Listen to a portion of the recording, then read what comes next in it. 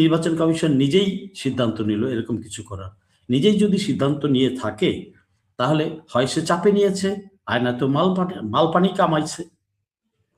মানুষ ধারণা করতেই পারে, মানুষের অধিকার আছে ধারণা করার বা বলা বা চিন্তা করার।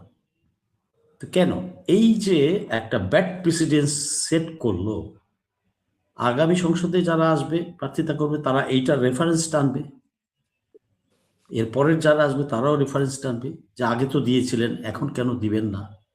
এই সরকার গঠন করার আগে যে নির্বাচনটা হতে যাচ্ছে, এই নির্বাচনে এরকম যদি মাল মশলা মিশ্রিত হরেক রকম পণ্য দিয়ে মেলা মিলানো হয়, সেই মেলা থেকে আমরা আউটপুটটা কি পাবো? সেই চিরাচরিত পুরানো বন্দোবস্তের স্টাইলে যদি রাজনীতি চলতে থাকে, রাজনৈতিক দলেরও এখানে দায়িত্ব আছে। তার প্রার্থী নির্বাচনের আগে তার হোমওয়ার্ক করা উচিত ছিল পুঙ্খানুপুঙ্খ। সামনে নির্বাচন 12ই ফেব্রুয়ারি নির্ধারিত তারিখ, নির্বাচনী হাওয়া বইছে, সব দিকে ফুর্তি, ঈদ ঈদ ভাব, ভালো, সমস্যা নাই। আমরাও চাই ঈদটা বজায় থাকুক এবং আমরা আসল ঈদের দিনে যেন একটা ভালো ঈদ উপহার পাই। নিরপেক্ষ, সুষ্ঠু এবং সুস্থ নির্বাচন চাই, যেখানে জাতি ভালো কিছু পাবে, 300 ভালো সাংসদ পাবে যারা সংসদে বসবেন, এরকম কিছু একটা আমরা চাই, সবারই আশা। এখানে অ্যাক্টর হচ্ছে ভোটাররা, নির্বাচন কমিশন, পলিটিক্যাল পার্টিগুলো। তো নির্বাচন কমিশনের কিছু আরপিও আছে, সংবিধান আছে দেশের, যে সংবিধানকে ছুঁড়ে ফেলার কথা ছিল ফেলি নেই, বাট সেই সংবিধানই আমরা মানছি না, আরপিও মানছি না। আমরা মুদির দোকানের মতো, নে ভাই আচ্ছা ঠিক আছে আজকের জন্য মালটা দিয়ে দিলাম, তুমি বাকিটা পরিশোধ করে দিও। এটা কি রাষ্ট্র ব্যবস্থাপনা হতে পারে? এটা কি নির্বাচন কমিশনের কাজ হতে পারে? দেখেন, নির্বাচন কমিশন তো নিজেই সংবিধান ভায়োলেট করলো। সে লেভেল প্লেইং ফিল্ড তৈরি করার জন্য কাজ করলো না, ঋণ খেলাপিকে দিল। তারপর দ্বৈত নাগরিকত্ব আছে এরকম প্রার্থীদেরকে অনুমোদন দিল। শুধু যে একটা দলে বিএনপি দিয়েছে তা না, অন্যান্য তো কম বেশি দিয়েছে। বাট কেন এর একটু বেশি দিলাম ওর একটু কম দিলাম যে দুই পার্টি খুশি থাকো? না, এটা তো না, হতে পারে না। আপনি জনগণকে নিয়ে খেলছেন, ভোটটা তো জনগণ দিবে। রাষ্ট্র ব্যবস্থা আমরা সুষ্ঠু উন্নত রাষ্ট্র ব্যবস্থা চাই। তো যাদেরকে আমরা পাঠাবো ওখানে দেশ পরিচালনার জন্য, আইন প্রণয়ন করার জন্য, এবং ক্যাবিনেট গঠিত হবে দেশ পরিচালনার জন্য, তাদের মধ্যে যদি এই রকম জোড়াতালি টাইপ মাল ম্যাটেরিয়াল পাঠাই তাহলে কিভাবে হবে? আর এটা করছে কে? নির্বাচন কমিশন। সরকার সহযোগিতা করছে, লজিস্টিক সাপোর্ট দিচ্ছে, বাজেট দিচ্ছে, আইন শৃঙ্খলা বাহিনী তার অধীনস্থ করে দিয়ে সাহায্য করছে নির্বাচন কমিশনকে।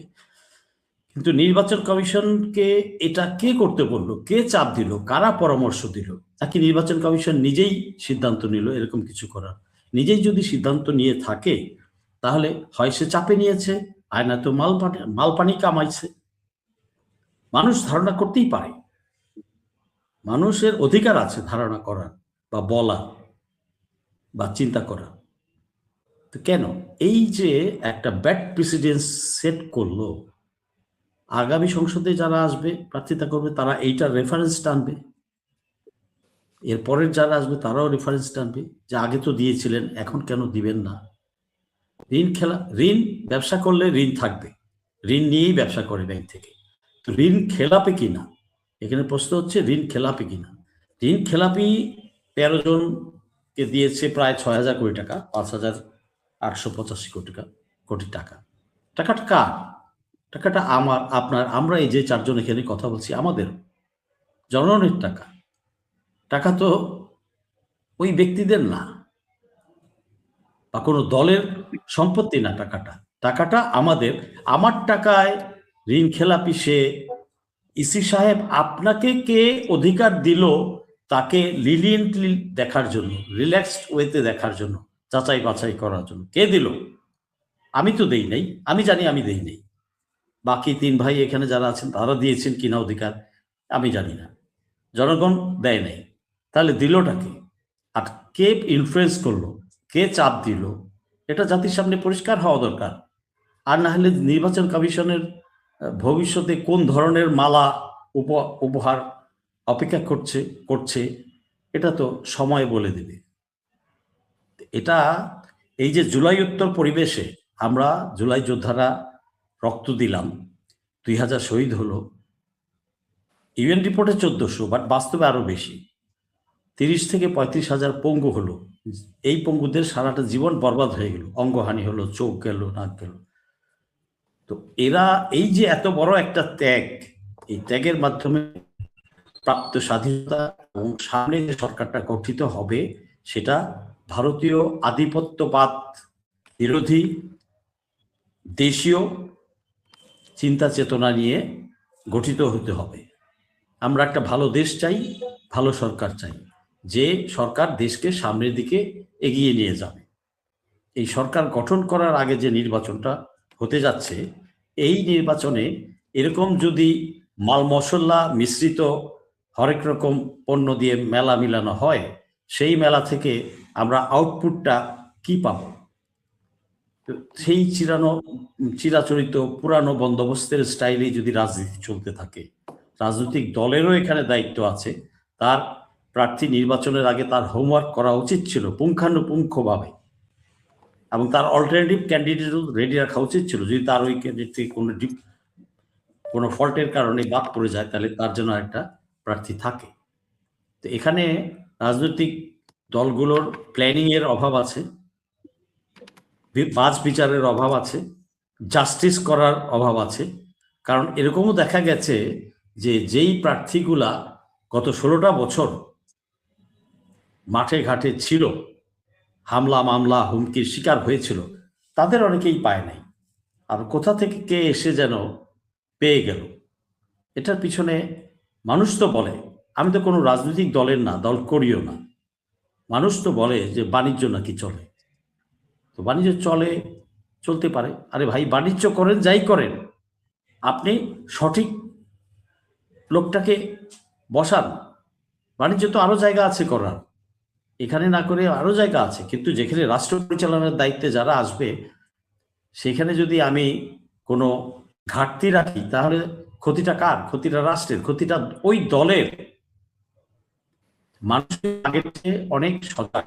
এটা 2000 সাল না, 2005-6 সাল না, এটা 2026 টু 30-31।